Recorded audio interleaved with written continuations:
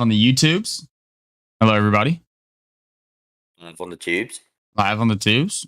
Jake, Kenny, that's vacay. Hoorah. Hoorah. I don't know how much prep we need to do in the YouTubes right now, Kenny. I feel like we're almost set to roll. What you think? Episode 11? Episode 11, dog. You just let me know whenever you're ready to get this game started.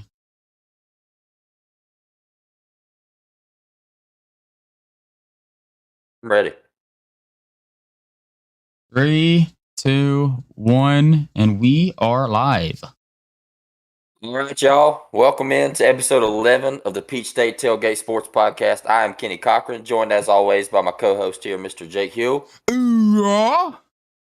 We are slowly coming down off of the high that was our off week, our vacation, our out of the country trip, our little Bahamas trip, cruise across the Caribbean.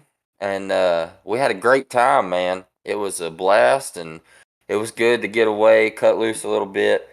Had a little week 0 college football action that we talked about in the last episode going on, little Braves going on. So it was good to get a little break before things ramp up. And here we are, man. It's bona fide college football season. Season kicks off tomorrow, real football. And I'm pumped. As a Georgia fan, I can confidently say that, man, it's been a good hate week so far. We're getting ready to dog walk the Oregon Ducks in Atlanta.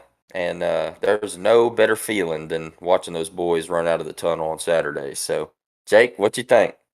Man, like you said, I am so excited for some real college football to get started. Not no unranked teams out there playing. Not no North Carolina playing some no names. A little bit of Vanderbilt Hawaii action that we saw in week 0. Saw a couple interesting teams play, but this is where everything starts. This is where the big games start, and got a couple great matchups we're going to get into, but we have a couple things to get in first. I didn't say my normal thing, Kenny. Good introduction, by the way. Great introduction, I must say. The vacation was amazing. My hammies are still a little bit sore. Broke it down on the dance floor a little bit too much, but it was worth it. A lot of fun. A lot of alcohol consumed over this trip. Probably an unhealthy amount, but sometimes you got to kick back, let loose, and let the drinks fly, as some would say. And that's exactly what me and Kenny did. So Jake is a certified rug cutter. Cut the rug, got that right. But it was a great time, man. We don't have too much Brave stuff to get into because obviously we've been on vacation. We tried to keep up with the best we could, but whenever you're on a boat and you're like me, and for some reason you pay whatever the price was for the highest Wi-Fi they possibly have on the boat, and it still doesn't work in your room, it's kind of hard to keep up with stuff. And when I'm not in the room, I was getting drunk. So, things happen. Braves talk. Can you ready to get in a little bit of Braves talk? My little bit of notes I have. Yeah, let's do it. I don't have any player notes. We swept the Pirates going into the weekend. In the weekend, we had a 3-game series against the Cardinals where we lost 2 of 3, which was kind of heartbreaking because the Mets gave us a little bit of room to kind of sneak our way. I know they won 2 of 3, so we're still 3 games back from the Mets right now as we speak. Yesterday we lost to the Colorado Rockies, and right now we are winning 3-0. I want to say after a Ronnie 3-run bomb, or I'm sorry, not 3-run bomb. Ronnie's solo shot. Ronnie, I know he did miss the 3 games prior to this, so it's nice to see him back in the lineup. He's been having a little bit of soreness. One thing I do want to mention, we did claim Braves legend Jesse Chavez off waivers from the Los Angeles Angels, joining the team again for the 3rd time in the past 2 years. So welcome back, Jesse. When Jesse's on the squad, it seems like good things always seem to happen, and you can never be upset when we bring Jesse back.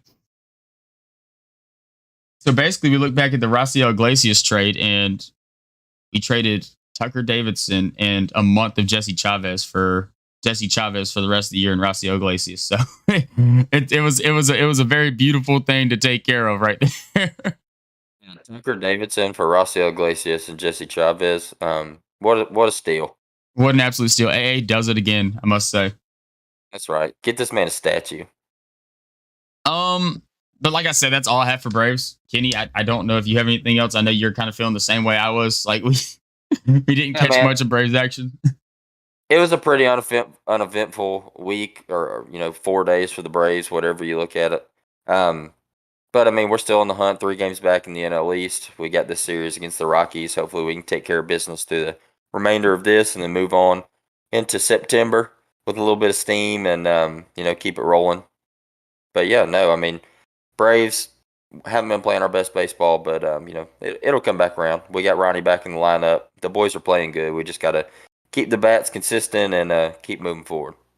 That is all we can do. I do have a little bit of Falcons notes I want to get into before we get all the way in college football. College football is going to be the primary talk of today's episode. Got a lot of bets and stuff me and Kenny want to go over. A lot of little predictions, little side talks, games we're really excited to watch. But my Falcons news, I have a couple little notes I jotted down. Obviously, we had made our final roster trims to cut the roster down to the final number. Some interesting ones I noted down.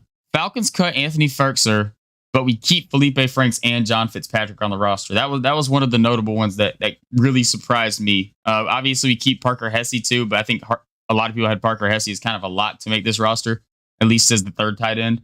But to see a guy like Franks and Fitzpatrick both make it, two guys that, I saw a lot of people saying they could get cut and be re-signed to the practice squad, make it over. A guy like Firkser, who I would assume is probably going to get a job elsewhere. I would like to believe. But I mean, we did see bigger names get cut. I want to say OJ Howard also got cut. So he got cut by the Bills. So, I mean, it's not too surprising. Then we have Caleb Huntley and Quandre Ollison. We're both competing for that fourth running back spot. It got taken by Avery Williams. Avery Williams is more of a special teams guy than anything else. He's going to be our primary kick and punt returner. So it makes sense. A lot of teams don't carry for running backs. Obviously, the top 3 spots are filled out by Cordero Patterson, Damian Williams, and Tyler Algier. I will say we did sign Caleb Huntley to the practice squad. And I want to say Quandre Ollison is going to Dallas. I think is the last little rumor I heard is that Dallas is going to sign him to a deal. So good for Quandre, going to get a job out there. I always like Quandre Ollison. I think he's a really talented back that could be a good power guy for most teams. But whenever you have a guy like Damian Williams and Tyler Algier over you, Quandre Ollison and both Caleb Huntley are kind of guys that are going to play that same role, and I don't know if they will play that role better than the 2 guys we kept on the roster. Obviously, me and Kenny talk about Caleb Huntley on episodes. Locust Grove product. Him coming back to the Falcons is exciting, and obviously you're at the practice squad at any point in the year you have the chance to get called up to the active roster, so we would love to see that. Jared Bernhardt, Kenny, your guy, Bernie makes the final roster over Frank Darby. I believe he made it the 6th wide receiver is what he's being slotted in at the depth chart. This is a guy I can see make a pretty big impact on offense this year.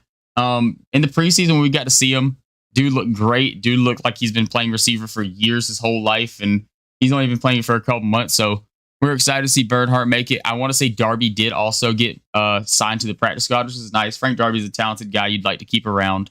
Nate Landman, the linebacker, the guy with the horse collar, or with the cowboy collar. He made the roster over 7-year pro. Nick, this is going to be a tough one. I can never pronounce this guy's name. Kwiatkowski. There it is. Nick Kwiatkowski. Okay.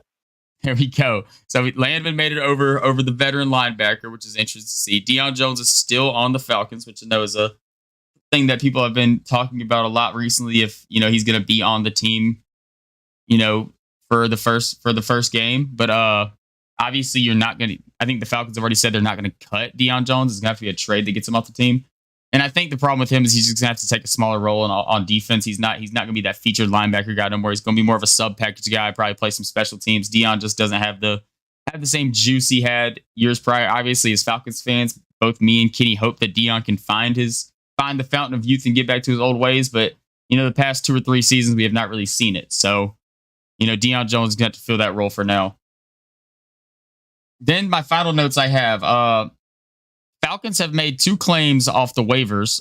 We claimed defensive lineman Matt Dickerson and offensive tackle Chuma Edoga. I'm so sorry if I just butchered that name. Edoga off waivers. There. So you can pronounce how you want to. And with that, we cut defensive back Mike Ford and safety Dean Marlowe. Mike Ford was a guy that me and Kenny did not love. We watched some preseason football, and I was not a big fan of him, even though the reports in camp did say he looked good. So maybe my little judgment eye was not too good. No, I mean, go ahead, Kenny.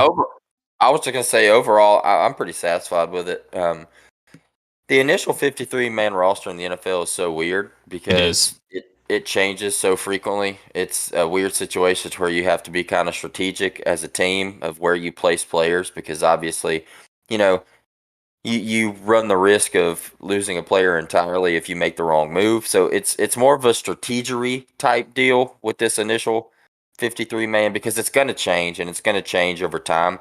So you look at a guy like Caleb Huntley or even a guy like Jared who made the roster. It's like there are a couple surprises in there. You mentioned Kwiatkowski, which was a pretty big surprise for me. But these are guys that I think do have a pretty good shot at playing at some point in the year. And I think we're going to see this thing shake up as time goes on. So you don't want to take this as gospel when the original initial 53 man comes out because it changes so much. But um, man, as far as the preseason goes, I'm pretty optimistic about what the Falcons are working with. Obviously, we're not going to go win the Super Bowl or anything, but I think we'll get some pretty exciting football to watch. No, I agree. And then you talk about the whole thing of, if you have a guy on your practice squad, any single team can go out there and pick him up and just add him to their active roster if they really need to be. And I've heard a lot of people saying that Jared Bernhardt's a guy that if you had on your practice squad, there would be a team out there that put a flyer on him and add him to that active roster just to give him a chance. And you see guys like Caleb Huntley. I don't know if it'd be the same opportunity. And it's not. This is nothing against Caleb Huntley as a football player. It's just that he plays the same role as so many other guys in the league that he's just mostly a one-dimensional on the ground running back, and there's so many of those in football right now. Most of the guys that teams look for are guys that can do it through the air, guys that you can line up at multiple positions, the guys like the Naheem Hines of the world and all those guys. So obviously, like you said, it's a very strategic thing. Kwiatkowski, he's a guy I think will get a job. Obviously, practice squad things are a little bit tough because the longer a guy's been in the league, the more money they will make weekly on a practice squad. It's different things. So obviously, rookies, like second year guys, will make lower salaries than a guy like Nick Kwiatkowski or Anthony Ferguson on a practice squad. So I don't think that those would be two guys that we would look for to get on a practice squad. Obviously, with all the cuts that have happened and all the waiver wire moves and all that stuff. So I'm assuming the Falcons might still have some moves to make. And like you just mentioned, this is just like a base thing. I mean, this thing there's going to be changes before the first game of the season. Like there's going to be changes in the next week and a half. So, just keep your eye on it. Keep paying attention. This part of football is always very hectic. There's always a lot of moving parts. Obviously, if you have your Adam Schefter tweet notifications on, like I do, you're getting tweets like every 10 minutes of some random person, the sixth wide receiver on the Kansas City Chiefs getting cut, or Sony Michel signing with the Los Angeles Chargers, I believe he did the other day. So, I mean, if we got a damn good dog getting cut from the Dolphins and going with the Chargers. So, a lot better chance to win a ring there. Good for you, Sony. Yeah, that's for sure. That's it. That's it for all my non-college football stuff, Kenny. That is it for all my non-college football stuff. So, I will let you go ahead and talk about our next little segment that we're really excited for. All right, well, let's dive into it, man. Obviously, it's that time of year. Everybody's getting excited. You wake up, you get a little bit more fired up than you were the day before, and tomorrow's the day. Obviously, if you're watching us live right now on YouTube, it is Wednesday night at 9:17 for a little timestamp. So as of right now, we've got some real college football kicking off tomorrow at 7:05 Thursday night. If you're listening tomorrow, it'll be tonight. But it's time to go, Oh, man. yeah. It's time to roll. It's hate week here for us Georgia fans. We're getting ready to line up, hop in the duck blinds, throw your waders on, and launch some 2 3/4 inch shells at the Oregon Ducks. We are fired up, man. I mean, it is bona fide football season now. We've been saying it for 10 episodes now that we're getting closer and closer, and it's time to go. So a little segment right here. We want to go over some lines, some betting lines, according to FanDuel Sportsbook is what I have right here in front of me.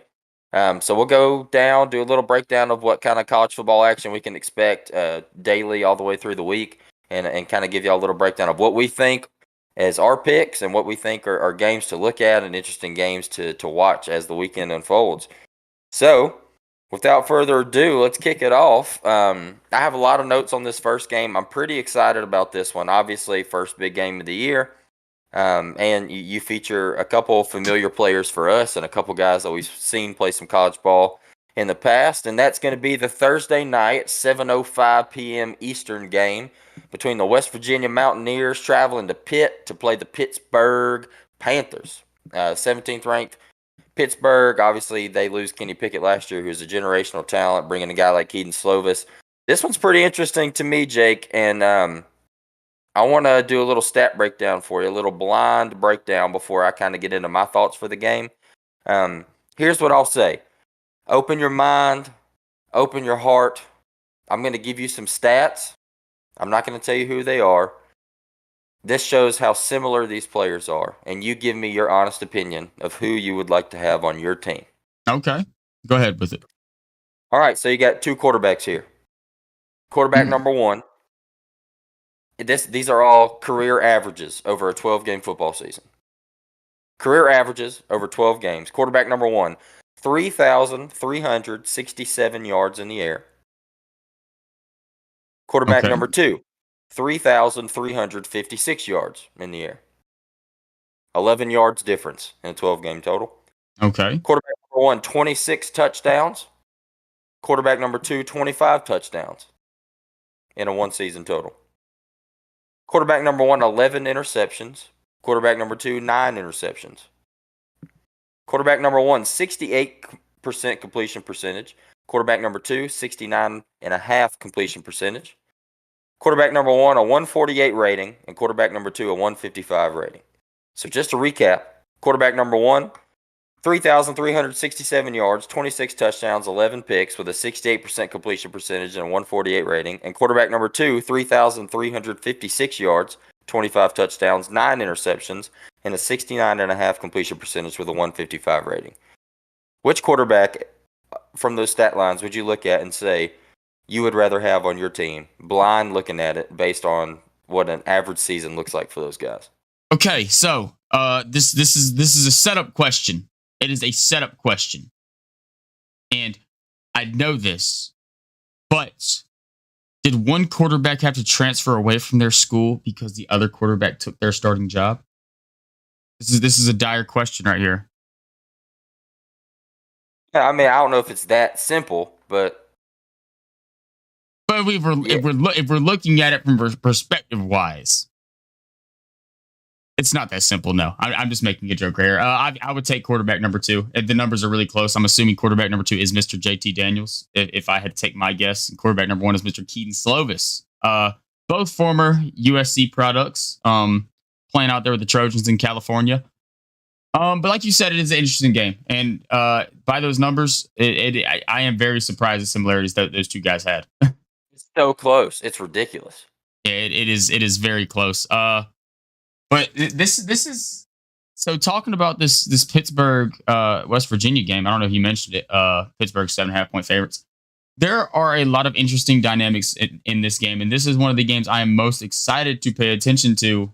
This coming up, a couple of days. This is going to be a really fun one to watch. Obviously, it's the first big game we get, so it's going to be a blast. Do you want me to go ahead and give my notes on this? Yeah, go ahead. I am probably going to watch this game without having any money put on a single team. If I was to put money somewhere, this is so tough. Because in my notes, I wrote down stay away. So just stay away, Jake. Listen to yourself. Stay away. Listen to your heart. But it is the first fun game. It's going to be the one I'm going to be watching. So something's making me feel like I need to put money somewhere. And if I was putting money somewhere, give me Pittsburgh 7.5 at home right now. Hey. Okay.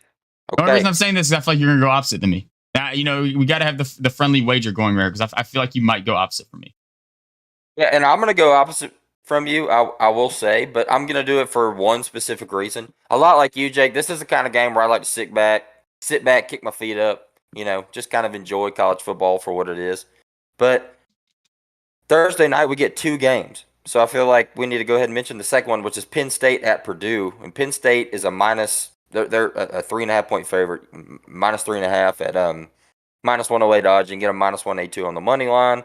That's a stinky, stinky line for me, man. Like, I don't want to touch that game. I don't want to sniff that game. I will be watching that game. But no way in the world would I even think about putting some money on that. That is just stinky. Oh, it's terrifying. It feels like they're setting me up because obviously we look at last year. Purdue was a solid football team last year. Don't get me wrong. But we look at both teams. Both teams have lost some talent. Both teams lost their leading edge rushers with George Karlaftis and current Atlanta Falcon Arnold Ebiketie from Penn State. So we're looking at two pretty big losses right there. Obviously, Penn State lost that big wide receiver. The name is slipping my thoughts right now. The guy that went to the NFL. His name. You can Google it. You'll find him somewhere. That is a game. Yep, John Dotson. That's his name. This is a game I am also going to stay away from, but I will say I'm probably going to sprinkle very light money on Purdue at plus 3.5.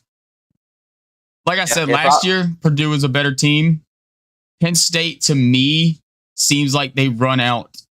This is my problem with this game. Penn State always scares me every year because you never know when a Penn State team is going to go 10-2 in the regular season. Especially in the beginning of the year. They seem to always start off pretty hot, and then they kind of fall off. So, yeah, no, it's weird, and that's kind of how I look at it, man, because it's Thursday night. It's the first big college day of the year, so I'm going to watch these games, and I feel so obligated to place a bet. And that brings me back to the West Virginia Pitt game, because if there's a game where I feel more comfortable placing a bet, it's in that West Virginia game. So, yes, I am on the West Virginia plus 7.5. I will tell you why. These teams, man, they're ridiculously similar. So I'm going to give you just a quick breakdown on both teams because it's ridiculous. Obviously, we talk about the quarterbacks and how similar those numbers are. They're very similar players that came from the same school. So it's like, it's just it's even more into how similar they are. So West Virginia. West Virginia returns a pretty good wide receiver core and all 5 starting offensive line starters. And then obviously insert JT Daniels. The offense should be much improved from last year, in my opinion. Defensively, their defensive line is loaded. They're returning all of their starting talent. They bring back a solid linebacker core, bring in a couple transfers, but the defensive back core is decimated. You lose transfers, graduates. They need some work there. And then you look at Pitt. The offense is so similar. They return all 5 of their offensive line starters as well. Difference here, they have a really good running back core. And the wide receiver core is a little bit weaker than West Virginia. So West Virginia gets the plus side in the receiving game, and Pitt gets the plus side in the running game. Bring in Keaton Slovis. Obviously, we talked about the similarities between him and JT Daniels. The defense is better than West Virginia. They had 6 All-ACC selections last year, and all of them are returning. Now, I will say they're all defensive line and linebacker starters. So the defensive back core is a little bit weaker here as well, just like West Virginia. But if I'm giving the edge, I'm giving it to Pitt on the defensive side of the ball because of their pass rush, because of their linebacking core, and probably defensive back core is a little bit better. They bring in a couple transfers. But I think this game, what it's really going to come down to, man, I think this is just as bona fide of a quarterback battle as you're going to see week 1 college football. These guys, it's going to be between Keaton Slovis and JT Daniels, who's going to show up and show out, who's going to play. We've seen both of these guys play time and time again. The numbers are ridiculously similar. So, to me, this comes down to who's going to have a better game. I don't know who I would pick to have a better game quarterback-wise. I've seen JT play. He's played really good ball. He played good ball at UGA. I've seen Keaton play. He's played really good ball too. So if I'm leaning anywhere, I'm leaning West Virginia because it is a 7.5 point. If this was 6.5, I wouldn't be saying this. But for some reason, you give me that touchdown, that touchdown cushion, that 7.5 point hook. It makes me feel a little bit better than I do about the Penn State Purdue line. It's going to be a close one for sure. And one thing I am also looking at right here is the over under set it almost seems like a perfect number for me. It's tough, and I kind of hate that the over you lose a little bit of juice there with the minus 115 the over. But I mean, we're talking about the spread. I mean, could you not see a 34-28 game that covers the over, and you don't get the spread? It's a 7-point game. Like there's so many different things that could happen. And now I'm looking at it from a perspective without my notes, and I'm looking at the over. I'm like, okay, talking about a quarterback battle. This could be something I might look at. I might sprinkle a little bit of money at. I mean, I'm not going to give it to anybody as a lot. Like, I'm not going to give it to you listeners as a lot. But I mean, keep an eye on it. If I had to pick the over or under, I'd probably go with the over. Especially when you look at the depleted defensive backfield for both teams. Like, they're going to be able to move the ball. It's just all about the pass rush. But with the pass rush, I just talked about 10 offensive line starters. they're all coming back for these teams. So the offensive line's pretty good. So you kind of counteract the pass rush as much as you can, but this might be an all-out shootout. Yeah, it's going to be a fun one. Like I said, man, I know you're going to be paying close attention to it as I am, and it's going to be a blast, man. I the closer it gets, the more I'm probably going to be enticed to put money on this game. Right now, I'm not really too confident in any bet right now, but that I feel like that's the whole glory of Week 1 college football. There's not much to go off of. Obviously, there's some Week 0 teams that are playing again this week, but even though we talked about them earlier, they're not really teams that I would dictate too much off their performances Week 0 to still change my opinion on them. Yep. Yep. Now, All right. this So moving off of Thursday, Jake, do you have any official picks here that you're going to be playing? on Thursday, Yep. I have two of them I'm going to be playing. Or I mentioned the Purdue. I'm going to sprinkle a little bit of money on Purdue at plus 3.5. I'm not super confident in it. That's the reason I'm talking about a sprinkle.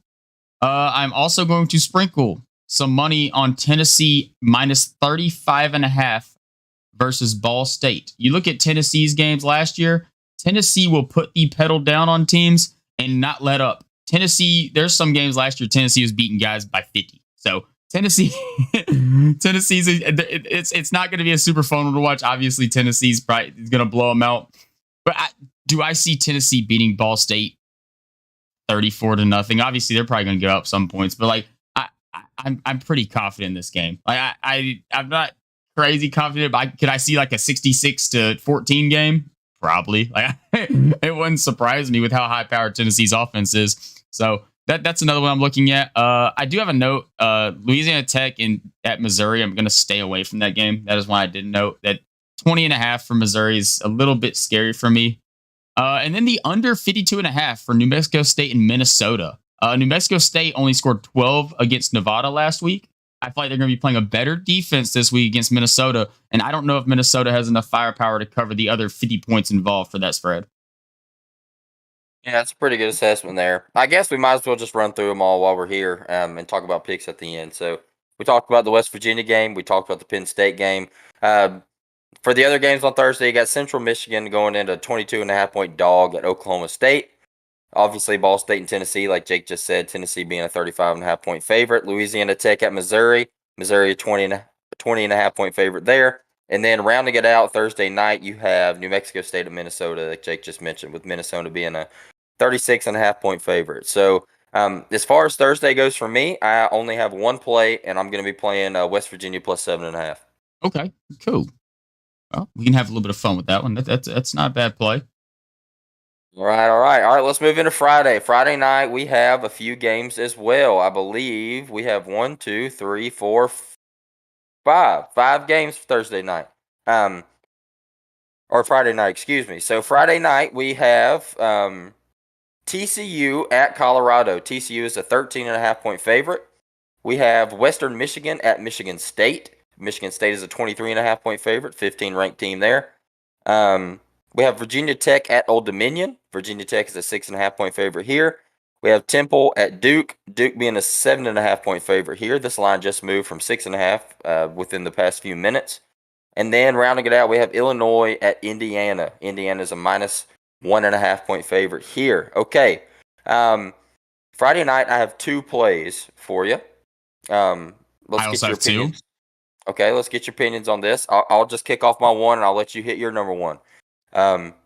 My number one play for this Friday night game is TCU. I've got TCU at minus 13.5. I love that TCU one, and I actually completely skipped over that game on accident because it's like if you look at it on here, it's like its own little section spot. I'd probably also go TCU 13.5. I put money on Colorado at one point last year, and I kept on doing it. It was one of those nights we stayed up late watching college football, and I was confident, so I did a live bet while laying in bed, right before I was about to go to sleep, and I still lost more money betting on Colorado. So yeah, I'm going to avoid the Colorado train. I'd probably also go TCU at 13.5.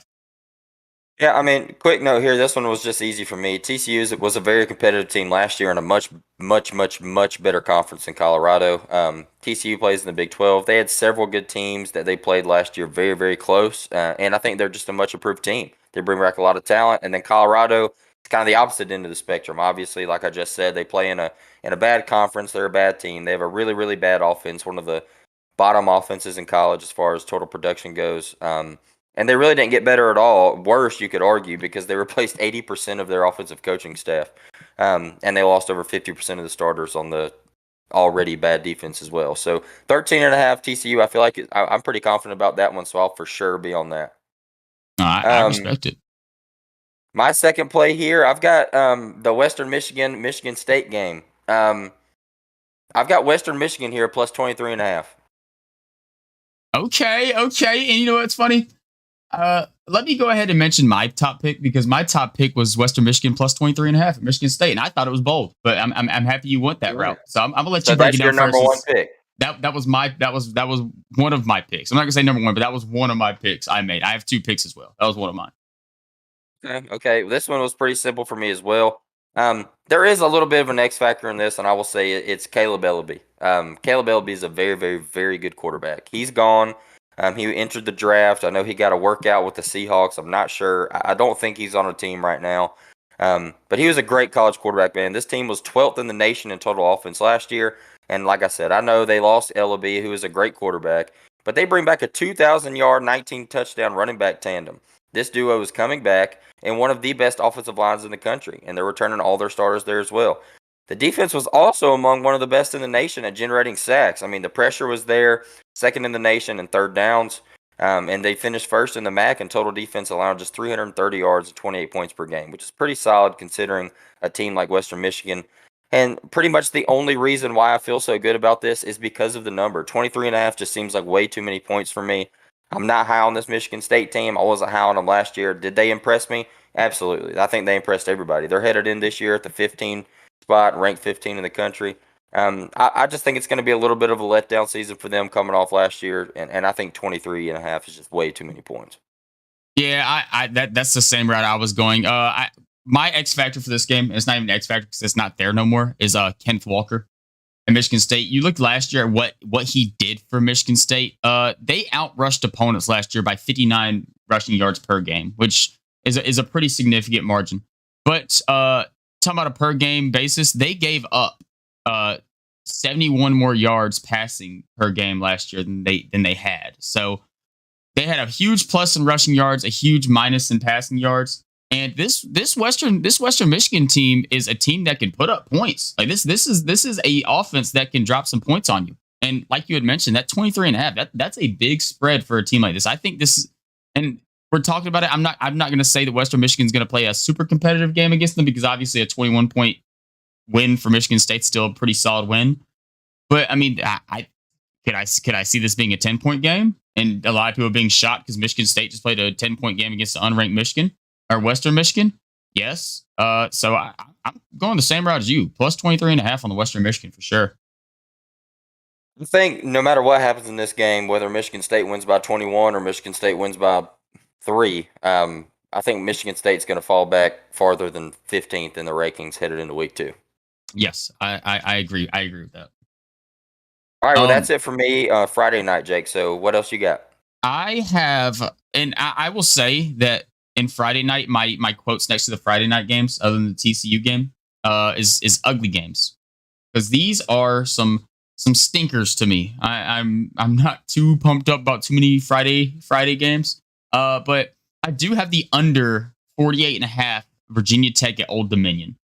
Neither of these teams score points. So I think this is going to be an absolute slugfest, low scoring game.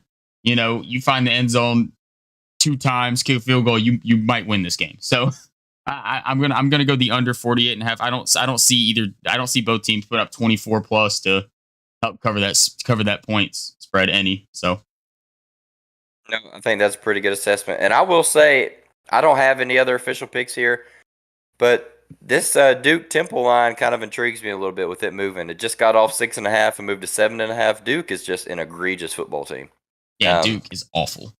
And Temple's not much better. They're probably, I mean, they're worse than Duke. But Temple, for what Temple is, I mean, 7.5 points at Duke. I mean, I don't hate that. I don't hate it either. And I will tell you one thing too. stay away from the Indiana Illinois game. That's all I'm going to say about that one. Do you want to mention? All right, that Illinois had a solid win last week.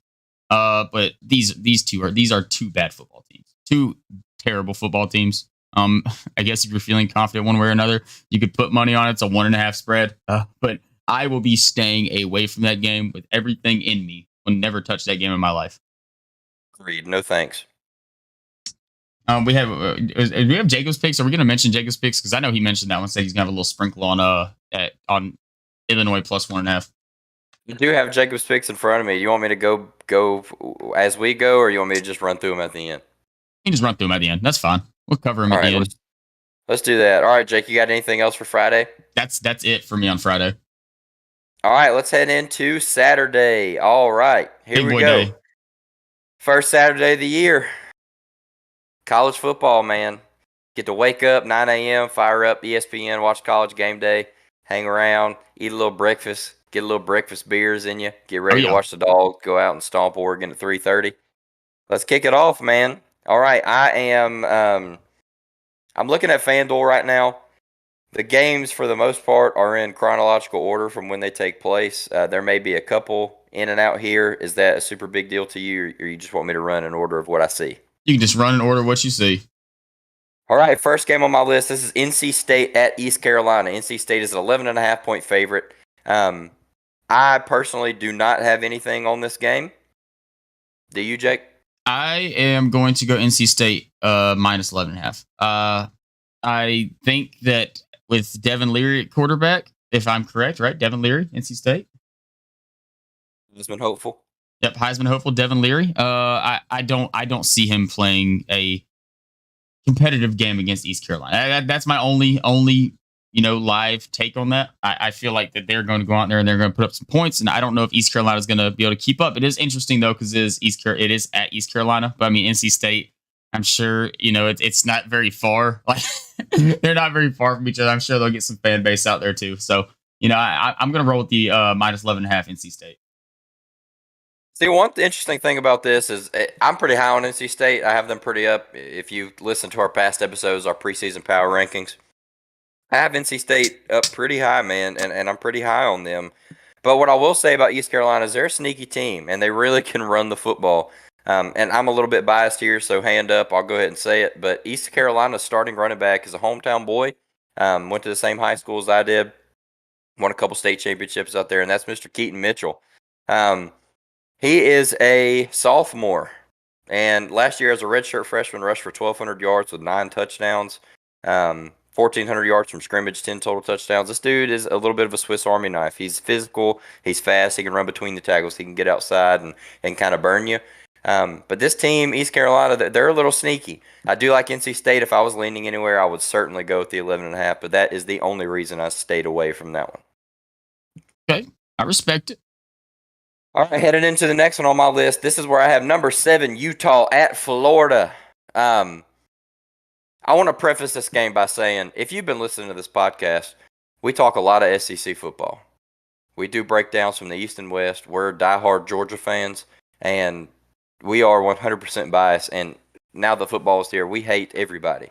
So I will say, Jake, and you'll probably agree with me, we've probably been a little nice for other SEC teams. We talk about teams like Mississippi State, Texas A&M, Ole Miss, South Carolina, Auburn. We talk about Tennessee. We talk about Florida. We talk about teams like this week in, week out when we're doing our SEC breakdowns.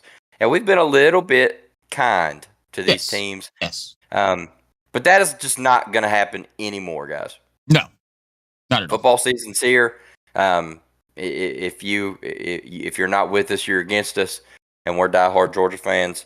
So what I think might be the biggest lock of week 1 is Utah minus 2.5. Florida, obviously, they are an absolute garbage program right now. They are just chomping at the bit to win any type of football game they can. And boy, do they have a task in front of them. Week 1, you get a 7 o'clock night game against Utah, the number 7 ranked team in the country. A minus 2.5 line right here, like that just, I mean, I don't even see how they got that number. I will for sure be bringing out the biggest sledgehammer I can and hammering that minus 2.5 with Utah, and that's pretty much all I have to say about that one. It's free money to me. I also have that same game. We talk about obviously we talk about AR-15 coming out there and doing his thing. Utah plays a pretty tough defense, man. And the one saving grace for Florida in this game is that it's in Florida. That's one thing that is notable, but still, obviously, like the other side of the ball, Utah, Cam Rising. Cam Rising may not be the most flashy quarterback. He may not be the best quarterback, but he can make plays. And I don't think that this Florida team can compete with this Utah team on the offensive side of the ball or the defensive side of the ball. So I am with you. Utah -2.5. I am all the way on that. One of the biggest locks of the week for me. I think -146 on the money line is pretty good odds there as well. I would even think about that if you may be on the fence. But guys, if you're on the fence at this 2.5 point line, you need to get off of it quickly. Yeah, hopefully, we don't look dumb on next week's podcast. So I'm confident. I don't think we will, but hopefully not, because I'm gonna say a couple locks that I have, and we might have some interesting things to go on. Yeah, well, yeah, we'll see how it unfolds. All right, headed into the next one, which in my opinion is a total stinker. Colorado State at number 8, Michigan. Michigan's 30.5 point favorite. Absolutely nothing for me on this. No, thank you. I'm out. All right, next on my list, we've got the Buffalo Bulls at Maryland. Maryland is a 24.5 point favorite. I think Maryland is significantly the better team. I'm not sure if they're 25 points better, so nothing for me on this either. I am also out on that game. The next one, which I'm actually pretty excited to watch this. I'll be tuning in this one for sure. We got North Carolina at App State. This is a banger, dude. This is a really, really good game. I'm not going to be placing a bet on this. I will just kick my feet up and see what happens. You can get North Carolina at it's a pick 'em at -110 on the money line. Either way you look at it, they are a half a point favorite. So I will not be placing a bet on this. If I did, I would probably lean. Oof. I don't know. This is tough, isn't it? Man, this is tough. I have no clue. Do you have anything on this? I don't have anything on this game besides the same stuff you just said. This will probably, no matter what team you're a fan of, and no matter the prestige of these two schools, this will probably be one of the more fun games you can catch on Saturday. So I would definitely try to tune into this one. Yeah, 100%. All right, getting a little bit into the later games. We're in the 2:30 hour right now. We head into Bowling Green at UCLA. UCLA is a 23.5 point favorite. No, thank you. Yeah, no, thank you. I'm the same way as you. All right, heading into the next game. This is a 3:30 kickoff. Cincinnati at Arkansas. We get our first ranked matchup. The 23rd ranked Bearcats travel to. This isn't neutral site, right? This is in Arkansas. I believe it's in Arkansas, yes. To play the 19th ranked Arkansas Razorbacks. I do have a pick on this. I feel pretty good about this. This is you can get Arkansas at -6.5. I actually got them at 6. I got Arkansas at -6 earlier this morning.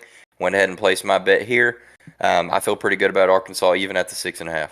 This is the second lock I'm going to put out there. Arkansas is going to beat Cincinnati by more than 6.5. I can guarantee it. I honestly think that Cincinnati's looking at a big decline this year. We look at a guy like Desmond Ridder. I know I'm a Falcons fan. Desmond Ridder's an Atlanta Falcon now. One of the most successful quarterbacks in college football history. I don't know if you can replace that. Obviously, he's in the league. He's balling out in preseason, makes some top tier throws. They also lose their top 2 corners to the NFL draft. 2 guys that absolutely locked up both sides of the fields for them in college. And we always talk about Arkansas, and I know we said we're done talking nicely about teams, but this Arkansas team is legit, man. Don't sleep on this Arkansas team. I'm confident that this Arkansas team is going to handle Cincinnati very easily. So I am also going to hammer that -6.5. Oh yeah, and I mean we obviously don't want to be overly nice to SEC teams, but when you get a ranked matchup against an American Conference team with a pretty favorable line, in my opinion, I mean you got to give the edge to the SEC team. Yeah, I agree. If they had a similar line as the Georgia Oregon game, I would probably still think about putting my money on Arkansas. All right, so headed into the next one, man. This one's pretty interesting to me. This is probably my most interesting line of the week, and this is on my list of locks. We have number 24 Houston traveling to Texas to play the UTSA Roadrunners. This Roadrunners team was kind of a wagon last year. They crept up a lot of people's betting boards, and A lot of people won some money on UTSA, but 4.5. That's the line here. Number 24 ranked Houston, who in my opinion is the favorite to win the American Conference. I had them winning it over Cincinnati. 4.5. That just does not seem like enough points. I would have, if you said Kenny Houston at UTSA, what do you think the line would be at? I wouldn't be surprised to see 10. So 4.5 is kind of perplexing. I know UTSA is not any slouch of a football team, but if you give me Houston at 4.5 against this team, I'll take it all day long. No, I respect it. Me personally, you talk about UTSA, we talk about what they did last year. I am going to stay away from this game at this point in the year. Now, if we could get this game, week 3, and I could see a little bit more from these teams, I might would lean towards it, towards one way or another. But I'm probably going to lean away from it. If I was to put a bet on it, I would go the 4.5 with you on Houston. I like that Houston team a lot. I think they got some ballers. Obviously, we're talking about the conference they play in. But I had to stick away from it for a little bit. Maybe my mind will be changed by Saturday, though. All right. That's fair. All right, heading into the next one, we got UTEP at number 9, Oklahoma. Oklahoma's 31.5-point favorite. No thanks. Yep, I'm staying away. All right, Arizona at San Diego State. You can get San Diego State at -5.5. This one feels pretty stinky to me. If I was leaning anywhere, I'd probably lean to Arizona at the +5.5, but I will not be touching it. I am on the same boat. All right. Tulsa at Wyoming. College football's back when you look at a Tulsa at Wyoming football game. Exactly. That's how you know it's back. That is how you know it is back. You have to do 8 hours of research to feel confident in a pick right here. You can get Tulsa at -6.5 here. The over/under set at an incredibly low 44.5, and that's because neither of these teams are very good and score a lot of points. So no thanks. Like I just said, I am with you. I did not do my 8 hours of research. All right, this is a pretty interesting one. I know a lot of people are on this one. Jake, you might be. This is Troy at number 21, Ole Miss. Ole Miss is a 21.5-point favorite here. Over/under set at 57.5. Funnily, I said funnily. That's a new word. I'm not on this one. 21.5. I get nervous, man. Whenever you start getting to the 21.5, the 14.5, 7.5, like you mentioned earlier, there's a lot of things that make me a little nervous, and I'm going to avoid it, man. I am really curious to see what this Ole Miss team does without their Matt Corral and their Jerrion Ely, pretty much running that offense. I'm curious to see what they could do. I'm not super big on Troy, but I mean, 21.5 is not like a super, unsignificant margin. So I'm going to stick away from that one this week. All right, lie bet. I changed my mind. I'm on Ole Miss -21.5. Okay, I respect it. I mean, if I was going, I wouldn't bet my money on +21.5 Troy, but I'm not going to give a lock on Ole Miss -21.5. If I was to put a bet, though, it would be Ole Miss. The more I look at it, the more I like it. So I'm on it. I'll take it. All right, next game I got number 25, BYU at USF, South Florida. BYU -11.5. I do not have anything on this game. However, -11.5 is a little bit intriguing to me. South Florida is a team that doesn't score a lot of points. You can get the over/under here at 58.5. That's relatively high, all things considered, but this is a game that I could see a lot similar to that Tennessee game. This could be like a 66-20 game, a 66-14. 11.5 might be a little close. I'm not touching it, but BYU I think is probably more than 11.5 points better than South Florida. Yeah, I agree. I'm not touching it either, but I do agree with what you're saying. All right, we got Texas State at Nevada. Another stinker. Nevada -0.5 point. Texas State. I mean, these are just two bad football teams. This is a pick 'em at -110 on the money line. No, thank you from me. I am going to pick Nevada. This is one I actually have marked down. I'm rolling with Nevada. Nevada is a team that they went 8-4 last year in the regular season. Texas State is pretty bad. I'm not too confident in it, but I do think I'm going to put a little bit of money on Nevada. Nevada did have it. They did start the season off with a win this year, so let's go with Nevada. They already got that game under their belt, and they face on Texas State next. Let's go Texas State. Let's go Nevada money line. Texas State was 4-8 last year. Tennessee at James Madison. James Madison's a minus 5.5 point favorite here. I actually do have a pick in this game. I'm on James Madison at the minus 5.5. I like that. I like James Madison. I feel like whenever I do watch them play football, rarely. Whenever I do get to watch them play football, though, they seem to impress me. All right, I like this next game too. I do have a pick. We got FAU at Ohio. FAU, you can get a minus 4.5, minus 196 on the money line. The over under set at 50.5. This is my first parlay of the year. Okay, let's hear Same it. same game parlay. I have FAU minus 4.5 and the over 50.5 here. I respect it. I actually love that pick. I think that FAU, and I don't have this marked down. I feel like I missed this game, but if I would have seen this, FAU at minus 4.5 seems like an absolute steal to me. Like FAU usually runs on a pretty solid team, so I would run the same route as you. And if you listened last week, you'll know that FAU actually won us a little bit of money. Jake and I were both on FAU. I believe it was minus 11.5. It could have been 10.5 last week, and they won pretty heavily. Oh yeah, so we love So teams that can give us money. that's right. That's right. All right, Rice at number 14 USC. This is a stinky line. I'm not going to touch this one, but I am pretty excited about this game because we're going to get our first Lincoln Riley USC action. Yeah, I am excited about this one. Again, with you, not going to touch this game with a 10-foot pole, but I'm probably going to tune into it a little bit, check it out, see what's going on with Caleb Williams and Lincoln Riley over at USC. All right, let's get into a little bit of big boy football right here. Next on my list, this is where I have number 11 Oregon in Atlanta against your reigning national champion Georgia Bulldogs. The line just went from Georgia. Georgia's been minus 17 for weeks, and for whatever reason, it came down to 16.5 this week. So thank you very much, Vegas. I am on Georgia at minus 16.5. It's only right to be on Georgia at minus 16.5, right? I also have that marked down. Not even being a fan of the team, I just looked back at last year and everybody was like, "Oh yeah, Georgia, Michigan. Are you going to put that big of a spread on Georgia over Michigan?" And I did, and Georgia won me some significant money. So I'm going to do the same thing week 1 this year, and I'm going to roll Georgia minus 16.5 over Oregon at Mercedes-Benz. I'm with you. Yeah, it's just a no doubt for me. Dogs by 90 here. Facts. All right, pretty exciting game right here. We got number 5 Notre Dame at number 2 Ohio State. Ohio State is 17.5 point favorites. The over/under set at 59.5. I personally do not have anything on this game. I'm just going to sit back and enjoy watching this game. It's a 7:30 game, so it's going to be after the.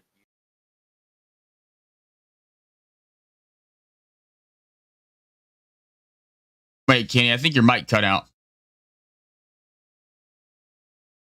No, I cannot hear you. We have lost Kenny on the audio. I'm out. No, you're in there. You're in there now. You're good. All right. I don't know what happened. All right. I was just saying we got number 5 Notre Dame at number 2 Ohio State. Ohio State's a 17.5 point favorite here. The over/under set at 59.5. I do not have anything on this game, but I am excited about it. It's a 7:30 game, so we're going to get to watch this after the Dogs wrap up. I'll sit back and watch a little CJ Stroud action. You got anything on this one? No. If I did, I would probably lean Ohio State minus 17.5, but I'm not super confident in it.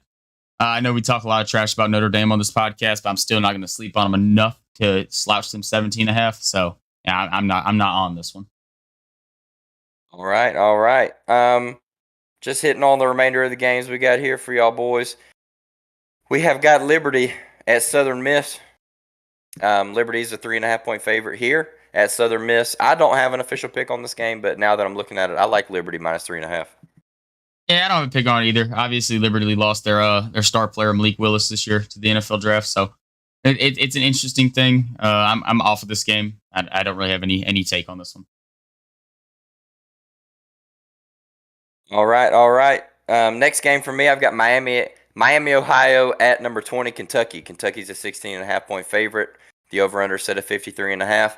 I really, really, really like that over 53.5. However, I do not have a ticket on it because I am on Kentucky at minus 16.5 here. Gotta be right. That's the only right choice. That line seems way too juicy to pass up on. Kentucky 16.5. Miami, Ohio. That is another one I have marked down. I agree with you 100%. All right, another stinker. We got UMass at Tulane. Tulane's a 28.5 point favorite. Over/under set of 58.5. No thanks. Nope, I will be out on that one. All right, now this was a pretty good game. I'm pretty pumped to see this. We've got Army at Coastal. Coastal's a 2.5 point favorite. Oh, this is a tough one. Army is so scary. They are a terrifying team to play. They scared the absolute hell out of Tennessee, which is why Tennessee took them off their schedule and put Ball State in there. So they go week 1 to Coastal Carolina and play that Coastal team that is pretty good. So 2.5, man. I'm leaning Coastal, but I'm not going to place a ticket here because I do support the troops. Yeah, I Army's another team that you said like you said scares me. I'm not gonna go against them. I'm not gonna bet on this game, but I would probably lean Coastal if I had to. All right, moving into the next, you got SMU at North Texas. SMU's 11.5 point favorite. The over/under is set at an absurd 68.5. Um, if I were going to place any ticket on this game, it would be the under because 68 is a lot of points, but I'm not going to touch it. I'm nowhere near that game either. No, thank you. All right, moving into the game of the week. We got a very, very big dogfight here between unranked Utah State in Bryant-Denny against number 1 Alabama.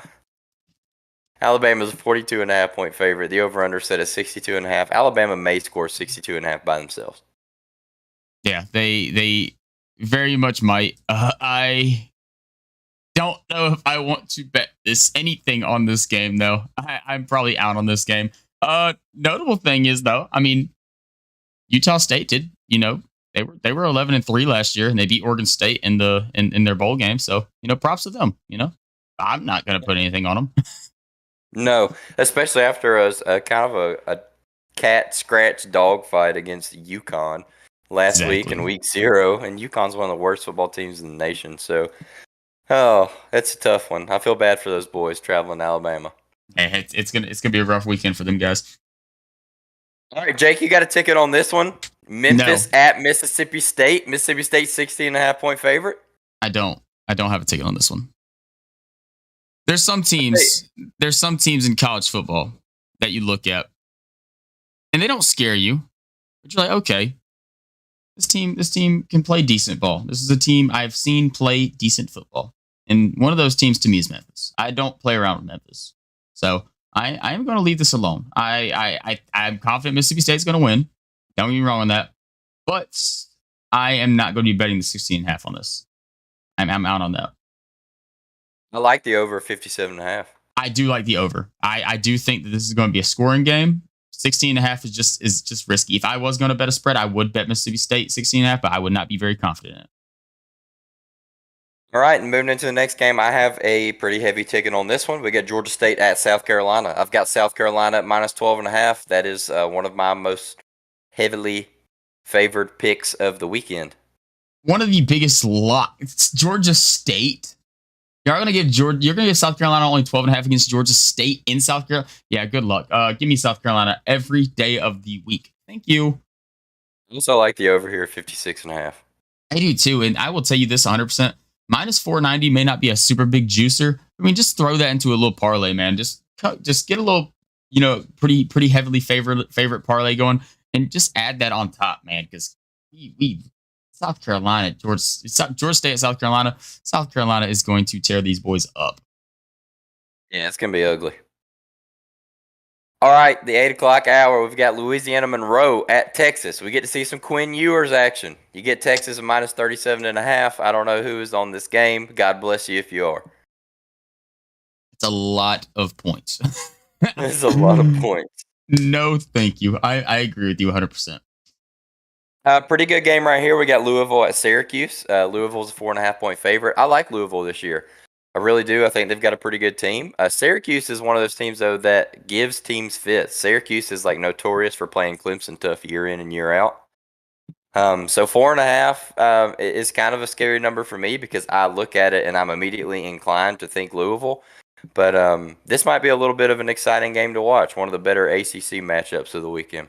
Yeah, this is when I paused on for a second when I was going through these teams. Oh, excuse me. And I couldn't make a pick. I just couldn't bring myself to do it. You just mentioned Syracuse is the team that there's little scary games throughout the year. They're another team that I talk about, like a Memphis. I'm like, okay, maybe I don't want to bet against these guys. And Louisville to me kind of falls in the same category. I do think Louisville's the better football team, but I'm not going to make a bet on this game. No, and I'm with you. All right, headed into the next one, and we're getting a little bit close here for y'all listeners. We got Kent State at Washington. Kent State is a 23.5 point dog against the Huskies. The over/under set at 59.5. I'm not on anything in this game. I do lean Washington though. Yeah, same way. I don't have anything, but I would be confident in Washington hitting the 34 or not 34, 24. I'm gonna go 24 because that's pretty much what you got to get. Right, exciting game for me because this is the late hour, the 10:30 lineup. These few games we got right here, and I'll be watching this one, and I have a pretty heavy ticket on this one. Boise State at Oregon State. Oregon State 2.5 point favorites. I am hammering Oregon State here. Yes, I agree. Oregon State is the better football team, and Boise State, they're not going to be playing on that ugly field they get to play on. So let's go Oregon State -2.5. I'm with you. All right, rounding it out for Saturday, we got a midnight matchup: Western Kentucky at Hawaii. Hawaii is a 15.5 point dog. You can get Western Kentucky at the -15.5. You can get the over/under at 67.5 here. We just watched Hawaii get dog walked by Vandy, so I don't know anything about Western Kentucky, so I'm not going to sit here and act like I do. But if you give me Hawaii against a high school team with 15.5 points to play with, I may be inclined to take the high school team. I agree. I don't have anything on this game, but after last weekend, it does make me feel a little bit inclined to put some money on Western Kentucky. All right, two more games on the slate for week 1 of college football. I know it's been a long one, boys. We appreciate y'all for sticking with us and listening, but we got two bangers right here to round it out. I am on both of these games, Jake. I'm not sure if you are, but Sunday at 7:30 p.m. Eastern, we get Florida State at LSU. LSU is a 3.5 point favorite. You can get them at -164 on the money line. The over/under is set at 51.5. What do you have here, Jake? So now I'm thinking about back on my record predictions. I'm just gonna let the listeners know that I'm going to completely break those. If anybody remembers my record predictions, now that I'm doing this, because I did not go back and research what I had. Like, I don't know if I had Florida State beating LSU week 1, but now I'm looking at now Florida State's not going to beat LSU week 1. Even if I did have it, you're just going to play at LSU. It's one of the toughest places to play in college football. I have LSU covering the -3.5, and you get some plus money there at +102. So it makes it a little bit more intriguing. That's my pick. And I will say, very tough choice right here. It's going to be a great game. That's going to be a fun one to watch. The over/under is a little bit intriguing for me, but I just don't know what route this game is going to take. So I think I'm going to stick off of that. I do not believe you had Florida State winning this game. I think we both had this listed as key games for LSU on their schedule breakdown, but if I remember correctly, I think we had LSU both winning this game. I think so. I think we did. So I look at this pretty interestingly. LSU at -3.5. You can get them +102. But that 3.5, and do I think LSU wins this game by 4 points? I do. But with all the questions that have come through LSU this offseason, especially you talk about a guy like Miles Brennan who's left the program, I'll tell you, this money line, this LSU money line here at -164, this is what I'm on. I think those are pretty good odds, all things considered. I agree. So LSU money line, I'm taking it right here. Yeah, and that's one of those bets too, where you can do that LSU money line and then throw on some money lines like we talked about the South Carolina Georgia State money line, and you can get that to plus money pretty quickly. So I mean, I a little 3-team parlay with this LSU money line and maybe two teams that are like mid-tier favorites like a Kentucky and South Carolina. I think you should be ending up in plus money. I'm actually about to check that. South Carolina. What the Mississippi State on there? Go ahead and get a little SEC. Yeah, if you do a Mississippi State, South Carolina, LSU, Kentucky money line parlay, that gets you +144. So I mean, you get interesting odds right there. Yeah, it's pretty juicy. Yeah, I agree with that. That's very nice odds for a money line. Let's head into the last game of the week. This is my favorite bet right here. Yeah, this is also on my list of locks. You have number 4 Clemson traveling to the city of Atlanta to play the Georgia Tech Yellow Jackets. Clemson is a 22.5 point favorite. Over/under set at 50.5. I'm putting a pretty heavy yoon on Clemson at -22.5 here. I agree with you 100%. And I have a beautiful theory right here. A beautiful theory.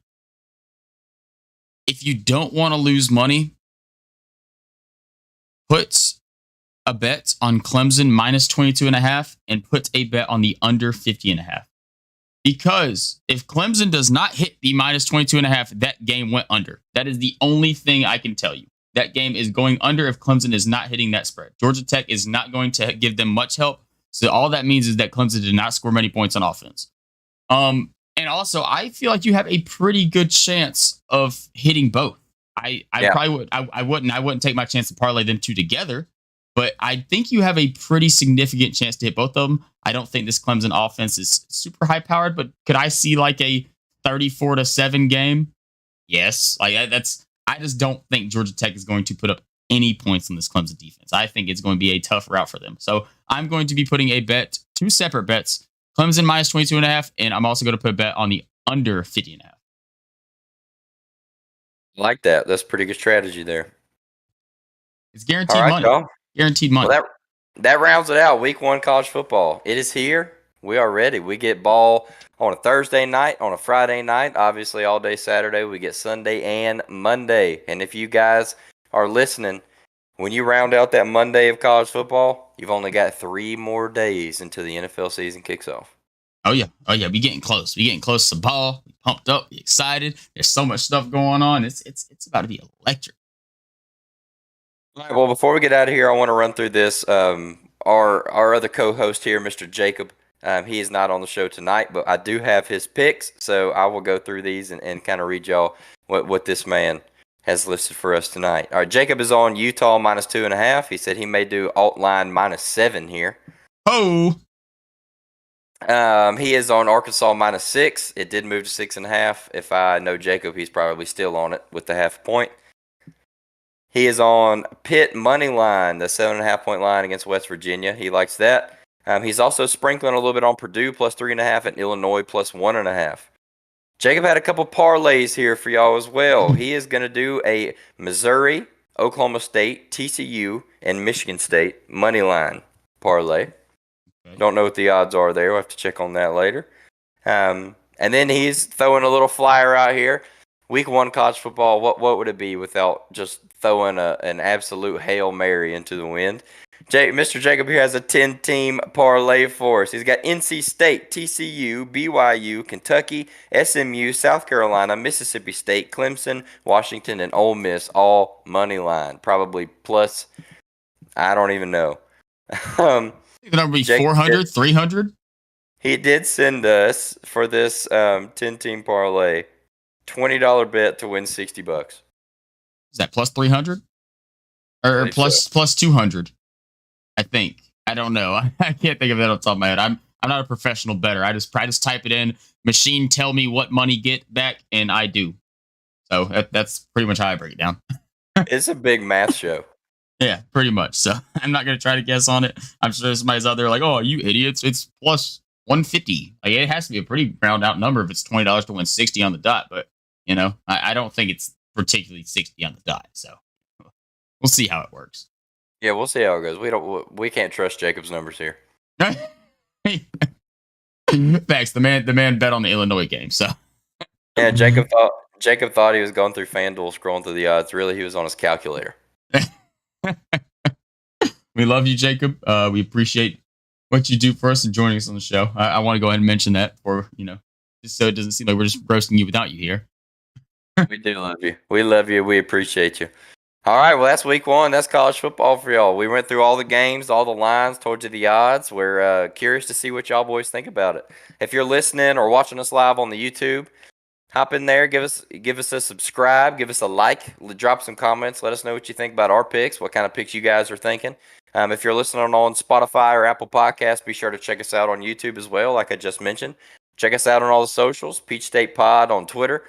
We're out there trying to post some content, post some bangers. We'll be releasing a little bit of betting results, a little bit of money, hopefully headed into our bank accounts as this week rounds out. So we're curious to see what y'all think about that. And just interact with us, man. Let us know what you think. Leave us a rating. Let us know what we can do to make the show better for you. I know we had a little bit of a weird week last week. Didn't really go as planned with the vacation and missing out on a couple episodes. But it was much needed, and I think we're refreshed. We're good. We're coming down off the high that was that trip, and we're ready to watch some college football. So we appreciate y'all for listening, and that does it for me. Jake, you got anything? I I guess I have some things. I will say, me and Kenny are going to take another extended break. We probably won't be back until sometime midweek next week. We're all excited to watch college football. I'll be out of town this weekend. Obviously, we have another holiday weekend coming up. Nobody wants to. We love you guys. I'm going to start by saying that, but we don't want to spend our Labor Day Monday night recording whenever we want to be winning money on this Clemson Georgia Tech game. So Right. sorry to tell you, we'll probably hit y'all again midweek next week. So we're gonna be enjoying this holiday weekend again right after a vacation weekend, and we're gonna get back into it. Like Kenny said, thank you guys so much for listening, watching, doing whatever you do. Give us ratings, subscribe, turn on notifications on YouTube so you can see whenever we go live. You can see our beautiful faces, and just like I said, just appreciate it really so much, so much. Thanks. Absolutely. Couldn't have said it better myself. So thank y'all for listening, and we'll